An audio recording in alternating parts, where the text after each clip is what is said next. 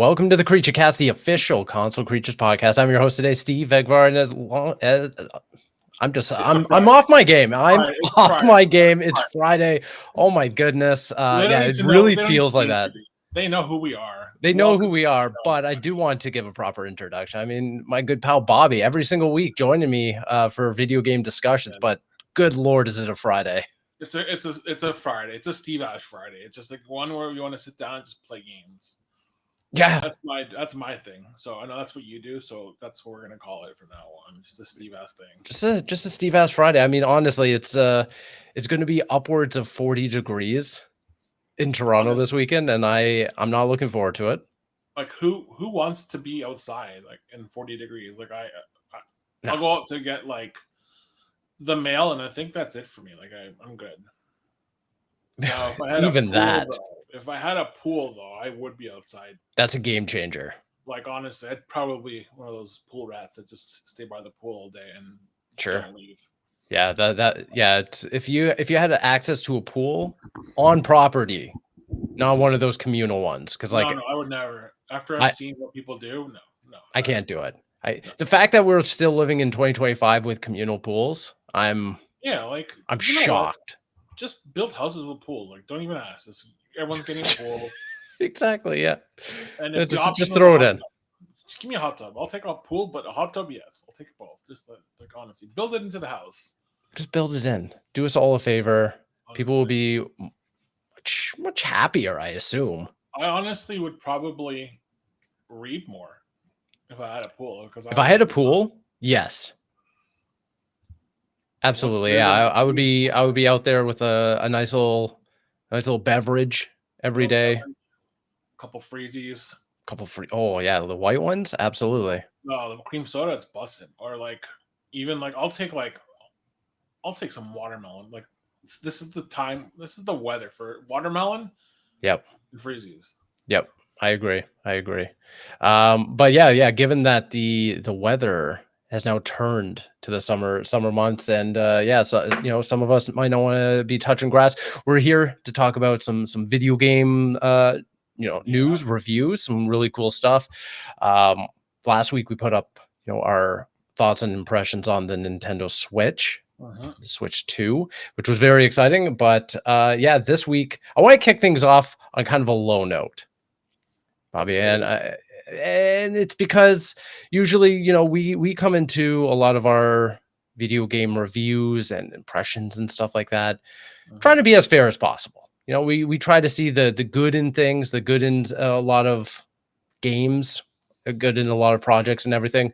But I've been playing Mindseye, and I'm struggling to approach this show with a lot of positivity. How much have you been keeping up with? Maybe not necessarily the drama of Mindseye, but just the story around Mindseye. I mean, I followed it from day one because it did sound promising. Like a lot of people, ex Grand Theft Auto developers, and came together and they're like, we're gonna do something better. That's right.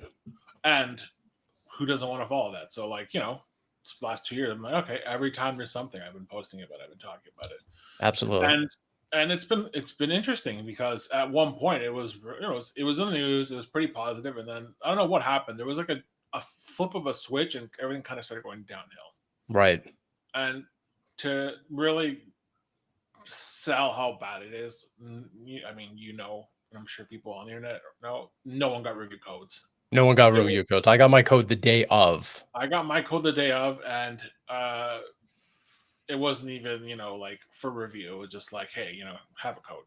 Yeah, exactly. Yeah. So it's not like, and then to make matters worse, up until launch day, Build a Rocket Boy was basically taking down anybody posting the game or,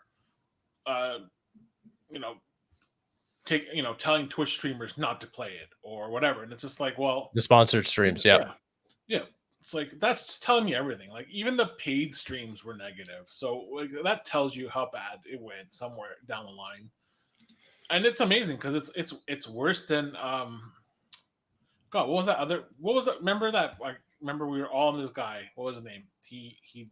Everyone thought he was Kojima in disguise. And he Blue Box with oh man, what was that game? I was down the rabbit hole on that one. Blue. yeah, we all were.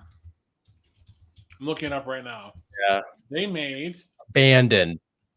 Abandoned. Yes, like that. It's that level of like irresponsibility I feel from these developers that it looked outstanding. Everything seemed really good, and then That's right. it all crumbled at the finish line. Like everything came undone. There's nothing really good about this game that's been said online. I've seen nothing but like shit posts, memes, Sure. and basically everyone laughing at it. So like that's where I've been at with this. I've been following it, and then now it's turned into just kind of taking notes of what everyone's saying, and it's just been interesting to see that a game that I was super excited about maybe even a year ago ends up being a stinker that of this like degree.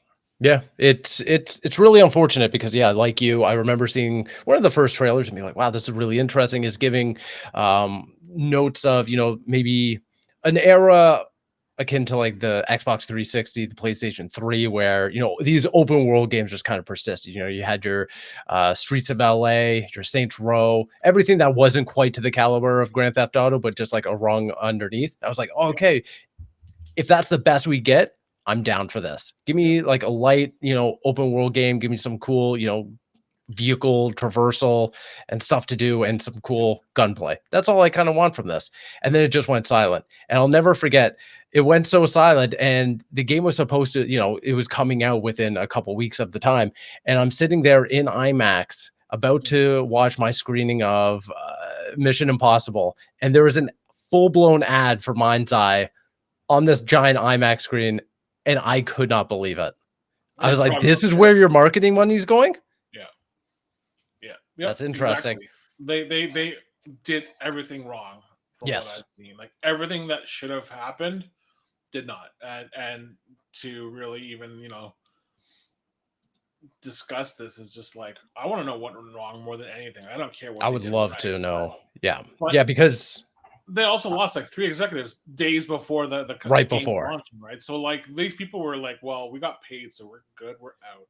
Or they knew, like, leaning into the finish line that things were going awry at the studio. But yeah, I played it fully. It's it's a very disappointing game because I'm trying to figure out where the game went wrong, what could be improved on, and it kind of just feels like the studio had this idea, they had this story, they had, they were using Unreal Engine. They built out Red Rock, which is this kind of futuristic version of Las Vegas. And you can see the inspiration there very apparently. And they implemented a story. They implemented some, serviceable gunplay, some really great driving mechanics. Like, certain games like Watch Dogs, they don't really have great driving mechanics. Like the driving a vehicle never feels really great in Watch Dogs or something like that. This actually, like, anytime I'm driving, I'm like, oh, this feels pretty good. I'm taking turns and hitting my marks the way I want. But beyond building just a serviceable map, building out a serviceable story, there's nothing here.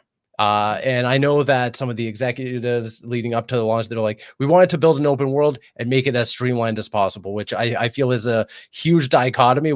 I don't really understand why you'd build out this fully fleshed out open world and then just say, well, you're just driving from point A to point B over and over again. And you fail, and if you move the car, I think it's like if you get out of the car, you fail, or if you like anything. Like there's a lot of failure like objectives. Like I feel like there's a lot of stuff like that doesn't scream, open choice. Like I feel like there is no open world. In fact, the game, like when you're going in throughout missions and you're going from your starting point to the mission objective, the game actively tells you like, oh, we have this in-game clock and it should take you 2 minutes to get there, 2 in like real-time minutes to drive over there. Why don't you try and beat that? And you try. I'm there. I'm taking tight corners and doing this thing, and I get there in like a minute 50. There's no reward. Yeah, they just don't want you to leave the car because there's nothing to do. There's no cool photo mode. There's no sightseeing. There's no side missions. There's no Easter eggs. There's nothing to do in this world. And I feel like maybe that's kind of tied into the way they want to do their, I guess like their content model, where they want people to create everything, right? It's like, The everywhere game, the massive online game that was supposed to come out first, and then yeah, Mindseye was supposed to be a game within everywhere. And then, you know, obviously development kind of got switched around, and Mindseye was the first game to come out. But yeah, it's mind-boggling. There's only about 15 hours worth of content. yeah, The I've game heard is something like that. very, very streamlined.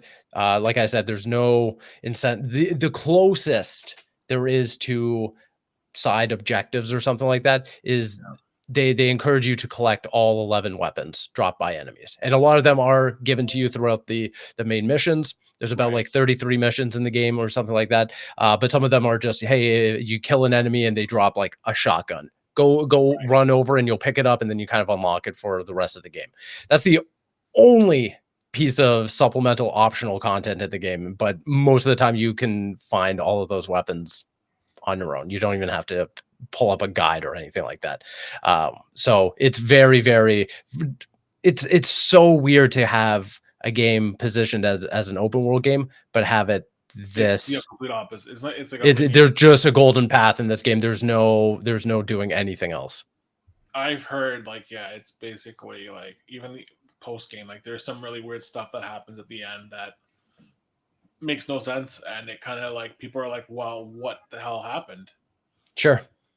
I don't know how far you've gotten, if you've Oh, completed it. I've beaten it completely, but Then you might know what I'm talking. Obviously, I don't even care about the spoilers, but I'm not going to say it. But like, I'm sure you know I'm yeah, talking about. This kind of makes no sense that this is what they ended up doing, and it's like, what the hell? What did they it on? it's a little bit laughable because it kind of feels like they want to be building towards something bigger, and I mean, kudos if they have that, you know, hope and dream of Yeah, Mind's Eye becoming this bigger thing, you know, integrating into everywhere. It's just wildly yeah. upsetting, to I be don't even. totally honest. Yeah, I mean that's it. It's just it's unfathomable that these people worked on Grand Theft Auto and this is what they put out. It's crazy to me that these are the same people. Yeah, and you know, I'm trying to see what the version of this game could be in comparison to the first Assassin's Creed, where you're like, okay, there's a good foundation here. Let's build off of it. Let's make Assassin's Creed Yeah, 2. And 100%. then that blew up. It became what it is today. And the same thing with, you 100%. know, games like Uncharted 2 and um, Arkham City and stuff like that, where they take the great foundation and kind of just blow it up, make it fully fleshed out. I'm really struggling here to even think of if There's there's even nothing. anything here to really flesh out because it's so bare bones. That's exactly it. And like I'm just looking through like just threads right now, and like Yeah. there's not one thing I'm seeing that's positive, and it's just it blows my mind that even like they're pushing out hot fixes and it's not fixing anything. I think the game is just broken beyond repair, and See, I think that's the funniest part is that, okay, so it's built on Unreal Engine 5, so a lot of the stuff just right, inherently looks flashy. There's great yeah, like reflections and stuff like that. Playing on Series X, I never ran into like a hard crash or anything. The worst thing I would say in terms of like a performance issue is the fact that the game runs like below 30 frames a second. like poo poo. It's poo poo. It's what it is. It's I'm calling Yeah. it. It's just I don't get it. Like you have Unreal Engine, like it's not proprietary. It's just No, Unreal. Like you, it's not you Cyberpunk where they're using a proprietary engine. yeah, but like even still, like in that case, like I understand that that's fine. Like that was a unique situation. Yep. They owned up to it. Like this studio's not done nothing. It's just the game's out and we're trying our best to hide all our blemishes. That's all they've done. There's not been any apologies. Sony's had to start giving out refunds, I'm seeing, because Hmm. it's just unplayable. So it's like, okay, well, I would be more understanding if you came out and said, "Hey, we really screwed this up, and like here's how we're gonna fix it," Sure. just like Cyberpunk did. CD Projekt Red came out and they apologized and they made the game what it is now, and like it's one of the best open world games I've played. Yeah. Yeah. Bar none. Like is Night City is like untouchable. The only thing that would come close is something like in Grand Theft Auto, like you know, Sure. in GTA 3 or 4 or San Andreas. Like those Yeah. are livable, breathable cities. But that's because there was a great foundation there for CD Projekt Red to go back in, remedy the situation, start making fixes, and kind of build out the game that they wanted to make in the 100%. first place. But then I here's the flip side, though. I struggle to see what Build a Rocket Boy could really do. They don't have they're not established studio. They're brand new. Yeah. They're clearly, disheveled. Like there's a lot of, just obvious people at the table trying to say, here, do this, do this, do this. Like there's no accountability, and that's what kind of starts with. It's like, here's where we screwed up. We have to do this. What I find super interesting is what IO Interactive saw in this game to want to go on as publishers. They must have had a really good pitch. They had to. They had to have, right? Like it has to be like, okay, this really could be the next Grand Theft Auto, and yeah, it's not. It's like, I don't even know. It's like, what's like the worst open world game I could think of right now? I don't know. I honestly don't know. There hasn't been a really bad open world in for me at least 15 years. So like this is like one of the worst games in like the last 15 years, bar none. It sucks because like I like bad games. I like games that have like 100%. Rough around the edges. This game's just boring, and I think that's the most criminal thing is beyond lackluster frame rates, lackluster story and voice acting and stuff like that. It's just fucking boring to play because all it is going like you're driving in this open world. There's nothing to look at. There's nothing to see. And you're just driving from point A to point B, maybe doing some slight combat, and then you're just driving back. It's really, really rinse and repeat. There's some really weird like mechanics that just pop up. Like there's at one point you're trying to give CPR to a character and it turns into a rhythm game where you're doing CPR as like almost like a Guitar Hero scroll bar goes, and you have to hit like, circle, circle, circle, circle as you're giving CPR to this person. And then that mechanic never shows up again. That's so weird. It's very bizarre that they're like, oh yeah, we're just going to create this whole in-game mechanic. And there are multiple other ones, but they only show up once. And that's super weird to me. Super weird. Yeah, I don't get it. Oh, I was actually looking at worst open worlds, and I actually do remember. What's that? Crackdown 3. See, that's the thing is that Crackdown 3. And I do remember hating Crackdown 3. So oh, really? I hated it. It was so weird. And I did love that game. I had such high hopes for it. Sure. But, I think Crackdown 3 was a disappointment. I don't think it was necessarily a bad game because it ran very well. I thought like the collectathon of it all was fine and everything. I had more fun with Crackdown 3 than I have in 15 hours of Mindseye. Yep, I'm looking at one thing, and Tom Clancy's Ghost Recon Breakpoint, and I remember how. Oh yeah, that was bad. That was again disappointing. Yeah. Yeah. So those are the two ones that I see. That's how bad they were. Like I don't even remember them. That's true. Yeah, they were forgettable. I mean, putting into perspective right now, there are 12 critic reviews on Metacritic for Mindseye, and it's sitting at a 38. Yeah. So and then 387 user ratings, and it's sitting at 2.6. Which what's Gollum sitting at? On Steam, they had only about 12 people playing today. Oof, that's rough. Okay, so it's still doing better than Gollum, which is sitting at a 1.4. Something else. Yeah. Let's look it up. I'm actually curious. Player count. Steam charts.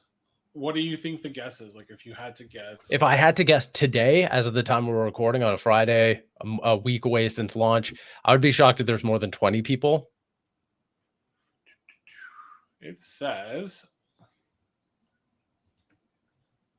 Oh, wow. What? It went up to 98 people 9 minutes ago. Okay. But someone just got home. This morning. 17 this morning? Yep, it went down pretty low. Oh. Yeah, I can imagine that. That's tough. It's had 500. That's the highest it had in game. That's. Oh, sorry. All-time peak is 1393. So 1,400 people. Okay.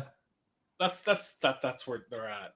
Yeah. So I would love to see the numbers, but I believe it's on Game Pass. Is it on Game Pass? I feel No, like it is. no, it's not on game. This is a Oh wow! paid game. This is a fully paid game. Holy crap! Can you imagine Xbox paid for this game and this is what they got, and it was on their service? Yeah. Well, I'm still gonna look forward to it. I'm more interested in seeing where it's gonna go. Like at this point, it's done. I'm good.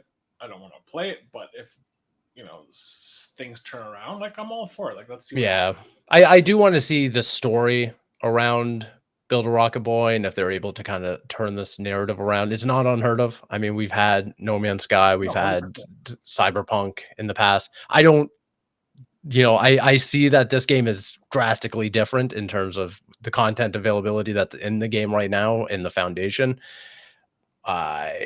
I struggle to see how there's going to be a turnaround for this, but maybe, who knows? And maybe, they can come out with Everywhere at some point and kind of I blow mean, us they away. should change their name to Build a Bomb Boy, and then just move forward with that, and then they have the freedom to not suck Not as much. deliver, Yeah, not deliver well, at all. that's a But little harsh, but I mean, it was a good joke. Right? I'm taking yeah, it. No, you know what? It's fine. Like I said, I have a code. I'll check it out, but I'm not like looking to play. At this point, I don't even care if I might dabble and like that's it. But like, fair enough. just to See, play a game that sucks for 15 hours, no. Like I see can't do that. what happened, and because I'm a masochist, and because I let these things get a hold of me too much, they unlock an achievement before you even leave the first cutscene. I was like, damn it, they got me. They got Oh, me. They now the blemish is on my achievement list. And now I have to just go through the list. Thankfully, again, you can hide it's them. super easy, and yeah, I've just been kind of going through the paces of the story and listening to a podcast in the background and just going through it. Yep, That's the only. begrudgingly. That's the only way you can do is put a podcast on. But like honestly, yeah. I mean, if you're a masochist, then like you know what you're doing. But I know what I'm doing to myself. Yeah, it's not great. it's no, that's fine. Listen, I'm a man of the people. I'm doing it so no one else listening has to. Let me be the person to bear the fires and That's the way to do play it. Mindseye for all of you, so you don't have to. I hope that they recruit you for their next paid promotion marketing because, like, I think they need you. They need someone like you who will take one for the team. And I'll take one for the team for the bag. I don't know if I'll be that positive, but I'm playing the game. I played the game, so I could talk about it for you guys. You can be positive. Like No, like I said, even the paid people were not positive about it. Like they were upset that they were playing this. They're getting that's paid to true. play it. They're getting upset. So like that's all you need to know. This is true. This is true. Yeah, but you know what? I'm kind of tired of this game because there's just so many great things to talk about, and I This is know true. we didn't mention it before the show, but I want to talk about Donkey Kong Bonanza because Let's I do that. forgot that this direct aired, and honestly, what we played in April is nothing like what we saw No, on Wednesday. What the hell was that? Like it was so not what I expected, and it looks actually a lot better than what we've seen at least. honestly, and I think we talked about it at the time when we went hands on with the Switch 2 for the first time. We played, roughly 20 minutes of Donkey Kong Bonanza. I think we both agreed that that demo didn't demo well because it gave us too large of a portion of a tutorial and didn't really give us the full context as to what the game will be once it started opening up into that first level. 15 minutes of that whole direct, I'm completely turned around on it. I'm sold. I'm excited. I think that what Nintendo has crafted for Donkey Kong Bonanza is way better and way more in line with what I was hoping the game would be than really what we shallow. ended up playing a couple months ago. Yeah, it felt so shallow when we were playing it, but like Yeah. it was still kind of fun. I mean, it was charming. It was Donkey Kong, but like overall, I was like, yeah, okay, I'm good. Let's see how it turns out in July. But I probably would have not picked it up if that's what we had. If had That's true. Yet, right? Okay, Yeah. I can wait till it's on sale. But like now, I feel like we're in this very unique area of the Switch 2 launch that there are games, but there's not games you really want to play. So like I mean, we have Cyberpunk, we have Street Fighter, Hitman, like all that's great, but like you can play all of that elsewhere. But like, I want like a Nintendo Switch exclusive, right? And Exactly. I want the killer app to go along. I want the single player killer app to go alongside Mario Kart World, which I'm still having fun with, but it's not a game that I'm just powering through, for 30 hours. I've had a really great time with Mario Kart World, and it really is good. Like, I do love it. I think it is on par with Deluxe, 8 Deluxe, and like it is really good. But it's not a game I'm playing anymore. It's like I'm playing maybe one race here and there, and then I'll go back to play Death Stranding 2, or like I'll play with a couple of friends, and then I'll do a race or two, and then I'll put it down. I'll go back to playing like I've been playing. I've been going. I'm just trying to platinum Expedition 33. So it's like, oh, nice. I have all these other games I want to play, or I'm playing, but Mario Kart World is just something that's just filling the time between going back to those games, because like I'm so involved in what's happening in Death Stranding 2 that it's just like, okay, I want that on Nintendo Switch. Like, I really want that experience with this new console that I have, and it's a new console launch. So it's like, really, where are all the cool games? Like, there's so many things they've updated or they've brought forward from the Switch that are great to play. And like, I honestly, with my whole heart, believe Pokemon Violet and Scarlet are now console sellers. Like, these are the games you want to be playing on the Switch too, because they're just so much better. But they've been around for this point like 3 or 4 years. Like, I don't really want to go back. I want a whole unique game built just for Switch 2. And I got really excited yesterday, thinking about this game coming out in a month. Yep. And like it'll scratch that Super Mario itch, and I feel like it's been a long time coming. We haven't had like something like this in years from Nintendo. Like, I know we had Bowser's Fury, but like, that's okay. It's not,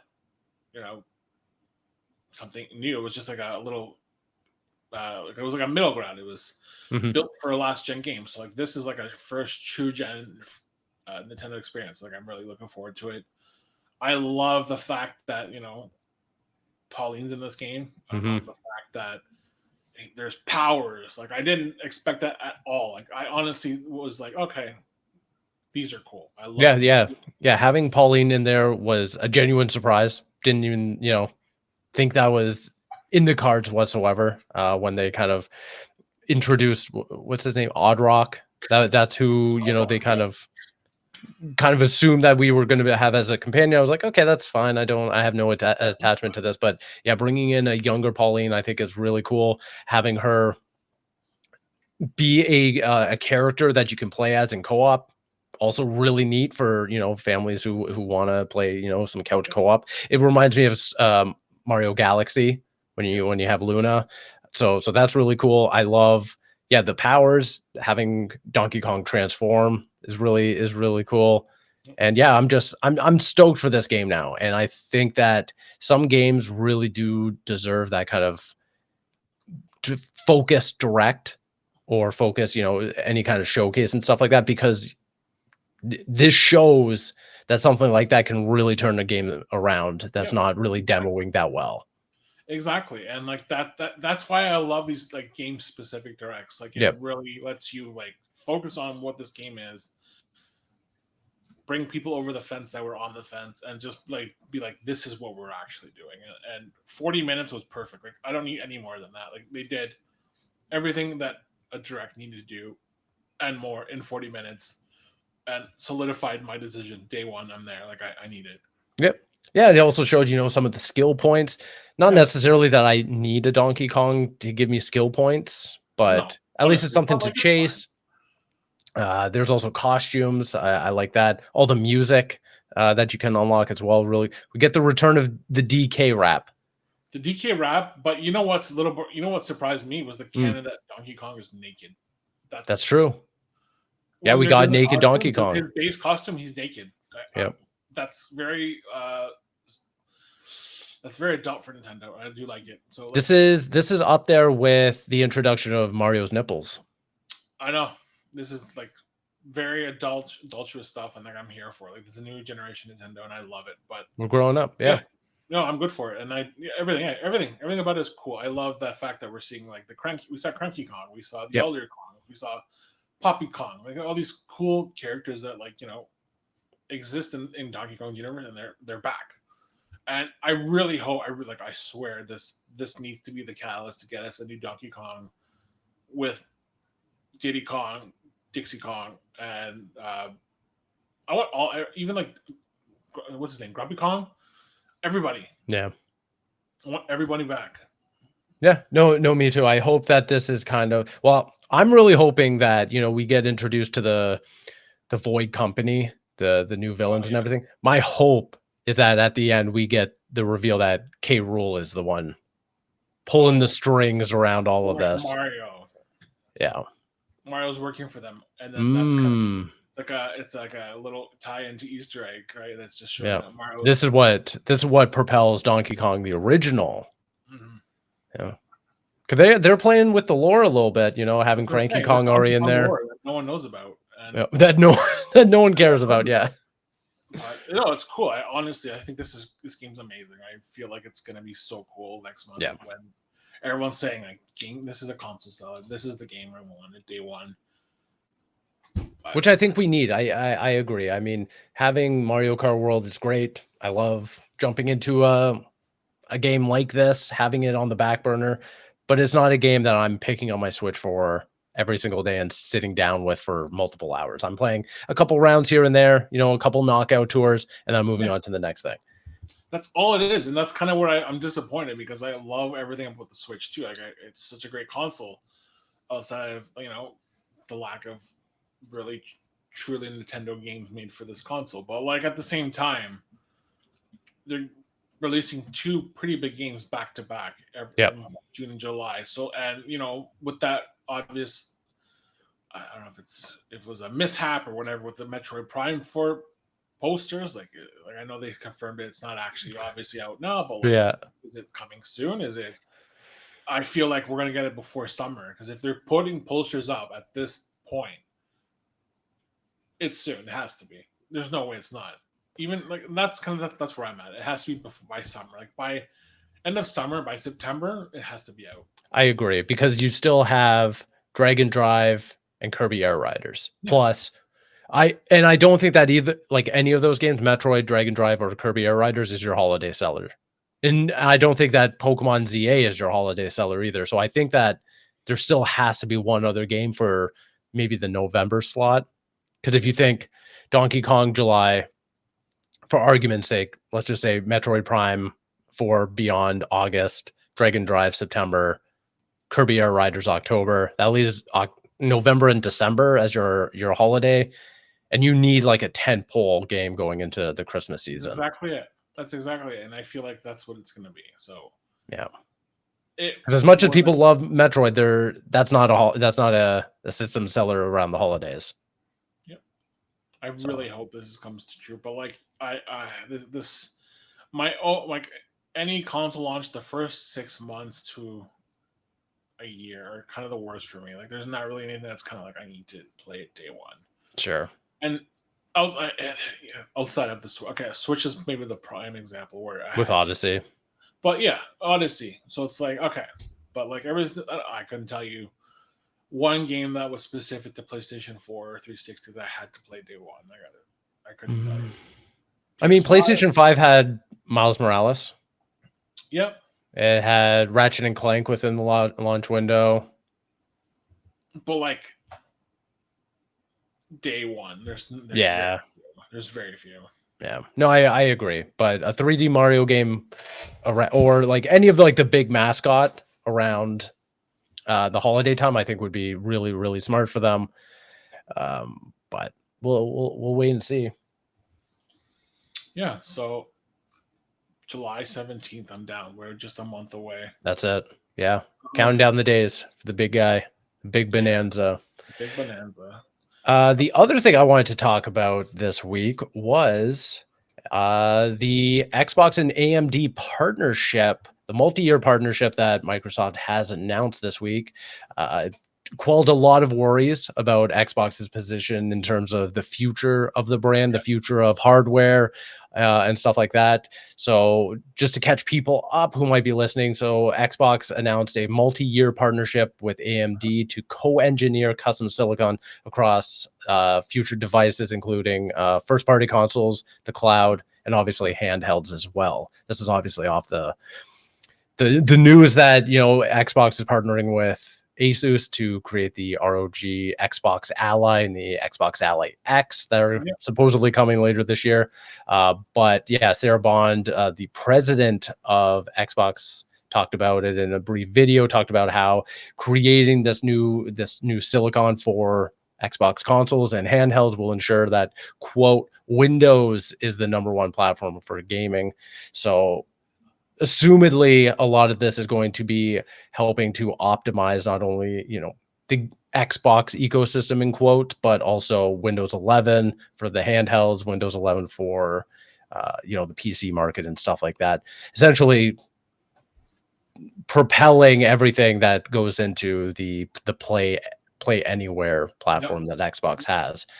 What did you think of this, and what did you think about, you know, Sarah Bond also confirmed that with this custom silicon, everything, this is going to be fully supporting backwards compatibility. So your library is coming over. That was, you know, a big concern for so many people moving forward, is what's Xbox going to be doing with future consoles and everything. So what were your initial reactions hearing this news? I feel like I wasn't shocked. I mean, I don't know why anyone thought they would stop making consoles and they would stop focusing on what they've been doing for the last 20 some odd years, right? So yeah, I was just like, oh, okay, good to know that they're, you know, promising what they've said from for a while now. I feel like they said we're not going anywhere. They were just re-strategizing what we were planning to do, and I fully accept that multi-platform is the way to go for Xbox. Sure. Because their games are meant for everybody. So like to limit themselves to one system has really hurt them in the past. And you and I are proprietors of that. We love playing games everywhere. So like why like who doesn't want to be playing their favorite game on, like, say, PlayStation if it was developed for Xbox? We want that, you know, simpatico. I want that. Yeah. It's great to have, you know, options, and I want options. As much as I like console exclusives, there's only one person. Well, there's only two companies that can really do that, and that's Nintendo and Sony. Sure. Yeah. As of now, yeah. No, that's true. I hate to say it. They're the only two that can do it and get away with it at the level they're doing it, because they've established themselves with really strong IPs. Yep. Halo, great IP. It's also pretty generic. It's a shooter. It's a sci-fi shooter. Mm-hmm. You can get that anywhere. Forza, as much as I like Forza Horizon, it's not something that needs to be on one console. Like, you want people playing a racing game on all platforms. That's right. Get it on one platform makes it niche. We don't want niche. We want big games. Yep. Every console. Yeah, I agree. Yeah, so like, I feel like this is a great move. I just expect the messaging to be taken with a shot of salt, because a lot of people are salty about this. Sure. Online, people do not like this. I don't understand why people are upset about this. I don't understand how it affects them. I don't know why they think that what they are thinking is any more right or wrong than what you are saying. But like, it doesn't matter. What matters is getting games in the hands of everybody from any device. Like we know people with kids who can't play their console, so they boot up like they're streaming on their TV. I know people who stream game from their TV. It gives them the flexibility to still, you know, keep their hobbies. And like I know lots of people who have dropped their hobbies because they don't have, you know, the devices to do it. So this is just a great little way to bring people back to what they love. What is to me? That's how I'm seeing it. It's just, you know, more people are gaming. That's a good thing. Yeah, no, I agree. I didn't really ever see the future other people saw, where Xbox kind of just got rid of consoles altogether. The way who cares? Like they have the tools to make it work everywhere. Like cloud gaming, it's not going to take over as the prime. No, never. Game, but come on. People, I do use cloud gaming. I know lots of people who use it. It's just Nintendo. Xbox could really pivot to that if they wanted to. If they were saying, we're not making consoles, we're gonna do like you know, just Stadia. all cloud based, and like Stadia was cool. I loved Stadia. Like I just booting it up, jumped into the game, and it worked. Sure. Yeah, it was ahead of its time for sure. Yeah. So like, if anyone was to do that, it would be Nintendo or Nintendo Xbox. I keep saying Nintendo. I have this. We've been on Nintendo for a while. Yeah. I know. But yeah, Xbox. Xbox has the technology and the people to do these things. It does. I'm happy that they're sticking to what they know. I think it's smart. I think, yeah, offering, because if they are going to continue Xbox Play Anywhere as their main, platform, or, this is an Xbox as their main marketing beat, and everything they do have to be everywhere until they can really do your library carries over everywhere. Because right now, the thing that, prevents me from really making, say, the ROG Ally as popular as, like, used as, a Nintendo Switch and everything, is because my full library doesn't carry over. It's still working off the Xbox PC library and stuff like that, ports that are available on PC rather than ports that are available on console. Yep.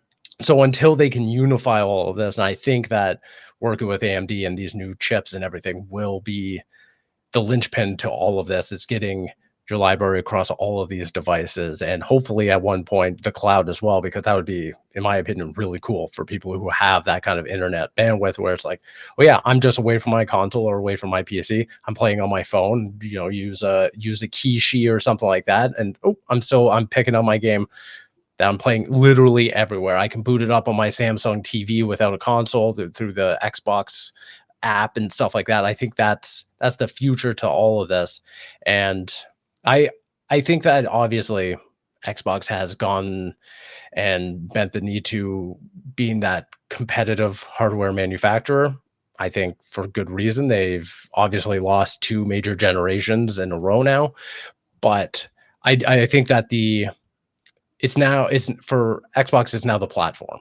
Xbox is no longer the hardware, it's the platform, it's the ecosystem and all of that. And I think to that extent, working with OEMs like Asus or maybe even Lenovo in the long run and stuff like that, it's similar to their PC market, where they have their Surface laptop, but then Windows 11 is also on all of these other laptops and PCs and desktops and everything like that. So I think if they're able to kind of flesh that out the same way and have the Xbox ecosystem as big and mighty and available as Windows 11, that's probably what they really want. They want the Xbox ecosystem and the Xbox experience on as many devices as possible, just like Windows 11 is. I feel like that's the way to get people on, right? So yeah, I'm for it. I feel like I'm excited, and the major reason is having, like you said, having your library available, because Sony's not that good with it. No. Nintendo, I mean, they're doing pretty well, but like it's only last gen. Like I would love That's to have right. for my Switch available, like just to have a connection to my virtual library. Oh, my virtual console. I know. It would make my life so happy. Well, especially for game preservation and all of this, like the fact that I still have or can still access original Xbox games on series consoles is crazy to me. And obviously PlayStation's doing a lot better now that they have, the new tiers of PlayStation Plus and the extras and all of that. That's fine. And with the emulation. I just want, hey, I have my original copy of like Final Fantasy 13 from PS4. I want to put it on my PS5. Why is that? But I can do that with my Xbox. Oh, hey, I found my copy of Lost Odyssey from 360, and it works perfectly. Sure, no problem. That right there is worth more to me than any tier on PlayStation Plus. I agree. I will always pick physical media. Yeah. How far do you think this next generation is? How far? Yeah. Now that they're actually talking about, developing new chipsets and entering this new partnership and everything, given that we know that the new handhelds are coming out this year, how far away do you think that we're going to see a new Xbox? 3 or 4 years. 3 or 4 years. We're going into the 6th year. Yeah. It doesn't feel like that, but no, it really doesn't. I know, it's crazy. So I think 3 years we're going to start hearing about PS6, Xbox, whatever they're going to call it, or whatever. Yeah, It's coming. It's coming. There's no denying it. It just feels like it hasn't been that long because we're off like the heels of the Switch 2 launch. of course.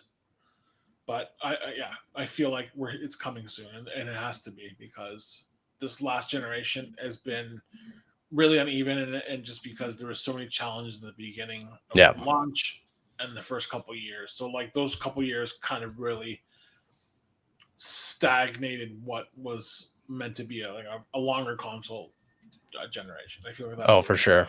So yeah, it's happening. It has to. I feel like the faster we get out of this generation, will probably be better for everybody. And I'm not saying that as a bad thing. I love my console. I love my PS5. I like my Series S and X. But yeah, no, they have baggage to them from their launch, and I want to start fresh on a new console with all the bells and whistles that I'm hoping are coming with it. And I hope so. Yeah, we're at a point where consoles are no longer dedicated gaming machines. Like they're more computer than ever. So backwards compatibility, access to file storage, to file systems. Like I want all that on my console.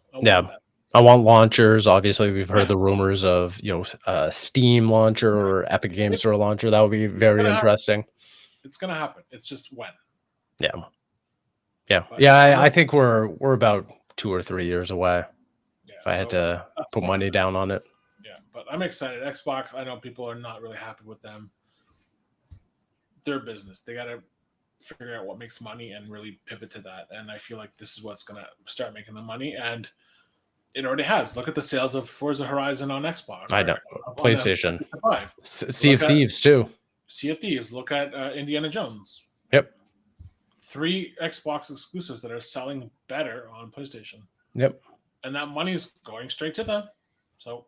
Yeah, exactly. Yeah, they're taking 70% of all those sales. That's going to be able to help subsidize other games, or even keep Game Pass as it is without having to increase the price even more, or help develop things like Grounded 2. Yeah, like if this is how I get the next Avowed, I will. Exactly. I'll do it. Whatever you need. I'll love Avowed. That was one of the best games this year, so I want that. But like Gears of War on PlayStation finally, after years of having that little teaser video of a development thing. It's insane that we're playing Gears of War on PlayStation. And I know. It's gonna sell like gangbusters because it's such a beloved IP for Xbox. Well, it's also a novelty, right? That first like Gears of War is going to be on PlayStation. The same thing when inevitably Halo comes over. That's going to be a moment. That's people are going to, whether or not they like Halo, whether or not they've are interested in Halo, they're going to go out and buy it because it's a novelty. Yep. So I'm all for it. This is a really cool thing. I actually would love to see what the plan is 6 months to a year from now, and really what they're going to drive home. So I'm all for it. This is cool. Great stuff from Xbox and Phil Spencer and Sarah Bond. Like they, much to their like uneven direction and guidance from the last couple of years, they're finally in a position where I'm like, okay, I believe what they're saying, and they can finally steer it to safe shores. I feel like that's where we're going. Sure. Yeah, it feels like there's actually a coherent message, a through line in all of this that I can kind of see now. Yep. Well, Bobby, I think that about does it for this episode. If people want to connect with you, hang out, hear more from you online, where could they do so? Yeah, consolecreatures.com, Bluesky social, Instagram, Twitter. I'm not going to say it loud. Spotify, YouTube. You can find me at bpashalitis. We're there. Just check the website. We're all linked up on there. All our socials are there. Amazing. Yes, and as for me, you can find me across the internet at @svigvari. We'll be back because there's a ton of upcoming games, exciting games coming out, and we talked about some of them. But we appreciate you supporting the show, and until next time, we'll see you. Bye.